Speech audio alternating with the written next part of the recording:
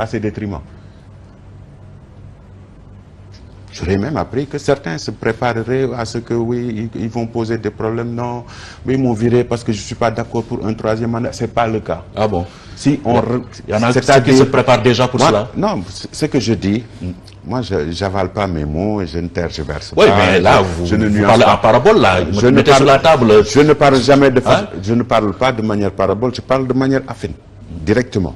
Je dis, si quelqu'un pense qu'il peut nous imposer ce débat...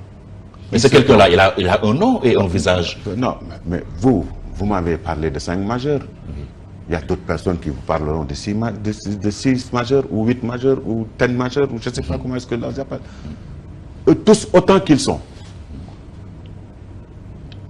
Ils n'ont pas le droit de saper cette dynamique unitaire-là. La majeure partie d'entre eux ont été invités par le président de la République à venir servir le pays. Certains parmi eux n'ont jamais participé à notre combat politique. Certains parmi eux n'ont jamais partagé cette volonté de changer le Sénégal. C'est sur la base de la confiance, de compétences nuancées. Oui, justement. De compétences. On gagne avec ses amis, mais on gouverne avec des compétences. Oui, je suis d'accord. Oui. Mais maintenant, on ne peut pas vous inviter sur la base de capacités que vous avez pour servir votre pays. Vous venez vous disloquer la machine qui a conquis ce pouvoir pour tout simplement, parce que tout simplement, vous voulez vous mettre là-bas. Mais allez ici, créez votre parti. Pourquoi vous n'avez pas eu le courage d'adhérer au moment où c'était difficile? Mais c'est de la malhonnêteté. Avoir de l'ambition à la PR signifie de la malhonnêteté. À mes camarades qui n'ont pas compris le jeu que ces gens-là jouent, je leur dirais qu'il n'est pas prudent de nager à côté de quelqu'un qui se noie.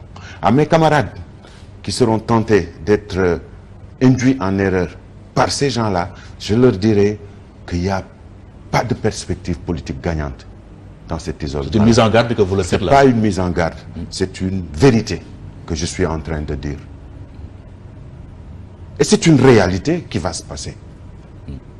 Ils seront tous identifiés et exclus du parti. Mais je vous dis que si vous pensez que vous pouvez être dans un groupe, soutenir des débats, je ne sais pas, en fait, de temps en temps même, c'est un peu ridicule. Aller créer son groupe à l'université pour contrecarrer notre COJER, contre le mouvement des élèves et étudiants, créer son petit... Mais c'est pas sérieux.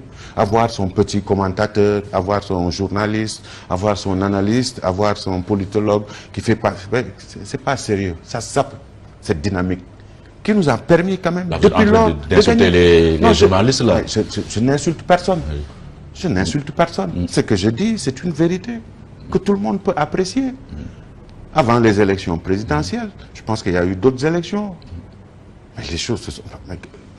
Qu'est-ce qu'on constate? Même du côté de nos opposants, mais ils sont plus responsables. Eux, ils ont au moins décidé d'être opposants et ils sont en face. Mais vous ne pouvez pas être à l'intérieur et vouloir miner le climat. Oui.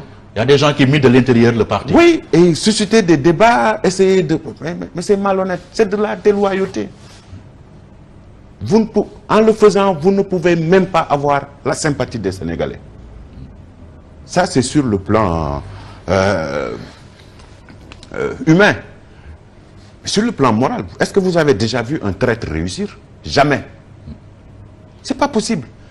Être à l'intérieur, susciter des débats pour fragiliser la mouvance, pour fragiliser les fondements qui ont lié des personnes pour conquérir le pouvoir, je pense que c'est malhonnête. Mais surtout quand on a été invité. Parce qu'ils sont compétents. Non, mais ce n'est pas les plus compétents dans ce pays.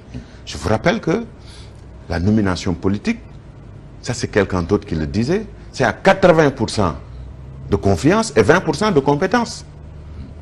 On vous fait honneur, malgré que vous n'aviez rien apporté, malgré que vous étiez neutre ou que vous étiez partisan d'une autre personne. On vous invite à venir servir votre pays.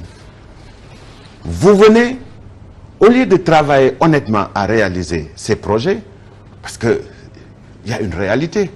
la réalisation de nos projets antérieurs nous ont permis quand même de remplir et de revenir. Ça veut dire que c'est possible.